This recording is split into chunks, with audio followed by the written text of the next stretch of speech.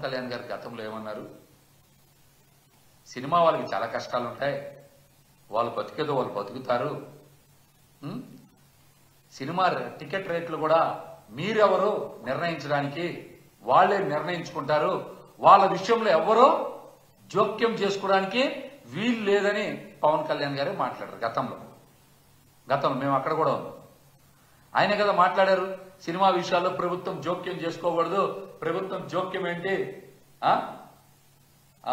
ఎగ్జిబిటర్ల విషయంలో గాని, నిర్మాతల విషయంలో గాని, టికెట్ల రేట్ల విషయంలో గాని అంతా వాళ్లే నిర్ణయించుకుంటారు, ప్రభుత్వానికి సంబంధం లేదు, అందులో ప్రభుత్వం జోక్యం ఉండకూడదు, వాళ్ళకి చాలా కష్టాలు ఉంటాయని మాట్లాడారు. చాలా కష్టాలు ఉంటాయని మాట్లాడారు కదా.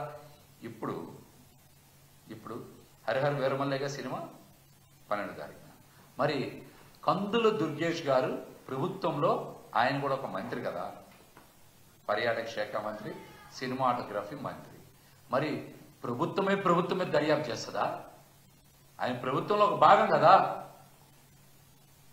ఆయన ప్రభుత్వంలో లేరనుకుంటున్నారా, ఉన్నారనుకుంటున్నారా? ప్రభుత్వంలో ఆయన కూడా భాగమే కదా. ఎవరి మీద దర్యాప్తు చేస్తారు? అంటే జనసేన పార్టీ ప్రభుత్వం, తెలుగుదేశం పార్టీ ప్రభుత్వం మీద దర్యాప్తు చేస్తుందా? ఎవరెవరి మీద దర్యాప్తు చేస్తారు? ఎవరెవరికి ఆదేశాలు ఇస్తారు? హోంశాఖ కార్యదర్శికి ఇది చెప్తారా? అసలు సినిమా ఎగ్జిబిటర్ని మరి ఈ రోజున బంద్ చేస్తా ఉన్నారంటే చాలా మంది నాతో పాత జనసేన మిత్రులు కూడా మాట్లాడుకుంటున్నారంట. వాళ్ళు చెప్తారు నాతోటి, తెలుగుదేశం పార్టీలో చాలా ముఖ్యమైన నాయకులే దీని వెనకాతలుండి పవన్ కళ్యాణ్ గారి సినిమా అడ్డుకుంటా ఉన్నారేమో, వాళ్ళే సినిమా థియేటర్లన్నీ మూపిస్తా ఉన్నారేమో అని తెలుగుదేశం పార్టీలో చాలా మంది నాయకులు కూడా దీని వెనకాల ఉన్నారని జనసేనలో నా పాత మిత్రులు నాతో ఫోన్లు చేసి మాట్లాడుతూ ఉన్నారు.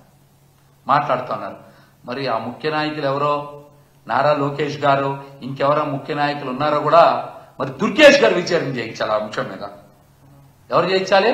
దుర్గేష్ గారు కూడా ప్రభుత్వంలో ఉన్నారన్న విషయాన్ని ఆయన గుర్తుపెట్టుకోవాలి. ఆయనకి సినిమా మీద అంత శ్రద్ధ ఏంటి? ఆయనకి, దుర్గేష్ గారికి కూడా చెప్తాను, అంత శ్రద్ధ ఏంటి? ఈ సంవత్సరం నుంచి మీరు పర్యాటక శాఖను ఏమైనా అభివృద్ధి చేశారా? ఈ రాష్ట్రానికి ఏమన్నా మంచి ప్రాజెక్టులు తెచ్చారా? ఎక్కడైనా మాట్లాడగలరా మీరు? మాట్లాడగలరా? అవి మాట్లాడకుండా ఈయన ప్రభుత్వంలో ఉన్నారనే విషయం కూడా మర్చిపోయి ఈయన ఎంక్వైరీ చేస్తుండండి. ఇది చాలా హాస్యాస్పదమైనటువంటి విషయం. దుర్గేష్ గారు కూడా సరైన రీతిలో సమాధానం చెప్పాలని చెప్పండి. కుట్రకోణం ఉంది అనేటువంటి అనుమానం కూడా మంత్రి గారు స్వయంగా చెప్పారు. కుట్రకోణం ఉంది, అందులో భాగంగానే నలుగురు చేతులు ఉంటాయి, ఆ నలుగురితో వైసీపీ సంబంధించినటువంటి నాయకులు మాట్లాడి బంద్ చేస్తున్నారు. ఇదంతా కుట్ర అనేది.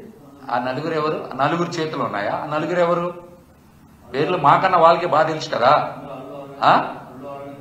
దిల్ రాజు గారు, ఇంకా తెలుసు కదా, దగ్గుబాటి, ఎవరు వాళ్ళందరూ పవన్ కళ్యాణ్ గారికి మిత్రులే కదా బాగా. ఎవరు వాళ్ళ నలుగురు? ఆయనతో సినిమాలు తీసిన వాళ్ళే కదా. కుట్ర ఎవరు చేస్తారు? కుట్రలు వాళ్ళు చేసుకోవడం ఇవన్నీ ఏంటంటే ప్రజల దగ్గర నుంచి ఎక్కువ డబ్బులు కొట్టేయాలి, ఏదో ఒక చీప్ పబ్లిసిటీ సాధించి ప్రజల్ని కొల్లగొట్టి గొల్ల చేసి వీళ్ళు మాత్రం ఆస్తులు సంపాదించాలనే కుట్ర వీళ్ళందరూ కలిసి చేస్తున్నారని చూడండి. వైసీపీ వాళ్ళ చేతిలో సినిమా థియేటర్లు ఉంటాయా? వైసీపీ వాళ్ళు ఏమన్నా పవన్ కళ్యాణ్ గారితో సినిమా తీశారేంటి కుట్ర చేయడానికి? ఆ నలుగురు కుట్ర చేసేవారు ఆయనతో సినిమాలు తీసినోళ్ళే కదా, పవన్ కళ్యాణ్ గారితో సినిమాలు తీసినోళ్ళే కదా. దగ్గుబాటి సురేష్ గారు తీయలేదా? దిల్ రాజు గారు తీయలేదా? అల్లు అరవింద్ గారు తీయలేదా? వాళ్ళు కదా తీసిన సినిమాలు. దుర్గేష్ గారు వాళ్ళ మీద వేయాలి విచారణ. ఎవరి మీద వేయాలి? వాళ్ళ మీద వేయాలి. నలుగురు పేర్లు కూడా చెప్తే బాగుండేది కదా వాళ్ళు.